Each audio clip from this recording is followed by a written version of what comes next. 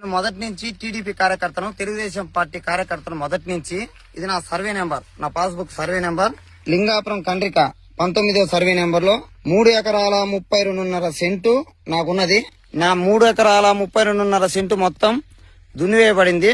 మొన్న వర్షానికి తేమ ఉండడం కారణంగా 3 సంవత్సరాల బత్తాయి మొక్కలు అన్యాయంగా దున్నేశారు. 500 మొక్కలు నేను నాటగా 40 చెట్లు మాత్రమే, 40 చెట్లు మాత్రమే మిగిలాయి. మధ్యలో వేసిన ఉలవ పైరు మొత్తం దున్నేశారు. ఈ బత్తాయి 500 చెట్లు ట్రాక్టర్ రోటావేటర్ ద్వారా అన్యాయంగా దున్నేసి నిండుగా ఉన్న పొలాన్ని ఇలా పూర్తిగా ఫ్లాట్ గా మార్చేశారు. ఈ పొలం గురించి పలుమార్లు మేము స్టేషన్ కూడా వెళ్ళాము. స్టేషన్ లో కూడా మాకు న్యాయం జరగలేదు. మేము ఎమ్మెల్యే గారి దగ్గరికి కూడా వెళ్ళాము, అక్కడ కూడా న్యాయం జరగలేదు.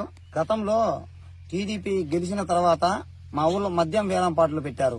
ఈ కొత్తగా వచ్చిన నాయకులు మద్యం వేలంపాట పెట్టగా మా ముఖ్యమంత్రి గారు నారా చంద్రబాబు నాయుడు గారు ఆదేశాల మేరకు బెల్ట్ షాపులు వద్దంటే వాళ్ళు పెట్టిన కారణంగా వాళ్ళపై నేను గతంలో కంప్లైంట్ ఇచ్చి ఉన్నాను. కలెక్టర్ ఆఫీస్ దగ్గరికి వెళ్లి ఒంగోలులో కంప్లైంట్ ఇవ్వగా కలెక్టర్ గారు వెంటనే హన్సారియా మేడం గారు వెంటనే స్పందించి మా ఊళ్ళో ఆఫ్ చేశారు. ఆఫ్ చేయగా నాకు పలు రకాల బెదిరింపులు కూడా చేశారు. నేనే కూర్చున్నా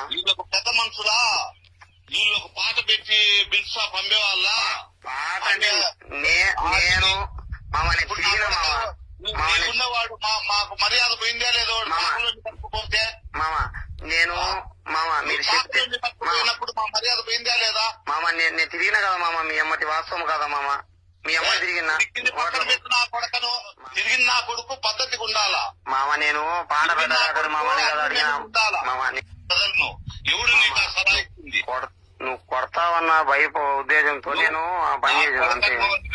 నాతో ఎవరు చెప్పలేదు నిజంగా చెప్పలేదు ఊరి ఇప్పించేలాగా నేను ఎంబడి పడుతుంటా. నా కొడుకు నా సంగతి తెలియదు నీకు. నేనే నీళ్ళు మొన్న నా కొడుకను అయిపోయింది వదిలేసేరా మన ఎమ్మటి మామూలుగా ఉంది అది అని చెప్పిరు మమ్మల్ని నీళ్ళు. నా కొడుకు నేను పోటిస్తాను, వాళ్ళు చెప్తే నేను వదులుతాను. నా కొడుకు సలహా ఇస్తుంది. ఇలా నన్ను బెదిరించి నేను భయపడకపోవడంతో ఇలా ఎలాగైనా సరే ఈయన ఇబ్బంది పెట్టాలని పరుమార్లుగా పోయిన నెలలో గంజాయి మా ఊర్లో ఉందనేసి మా తోటలో ఉందనేసి మార్కాపురం ఎక్స్చేంజ్ వారు వచ్చి మాతో ఫ్యామిలీతో సంతకాలు పెట్టించుకున్నారు. మా ఊరికి లోపల గంజాయి అనేది లేదు.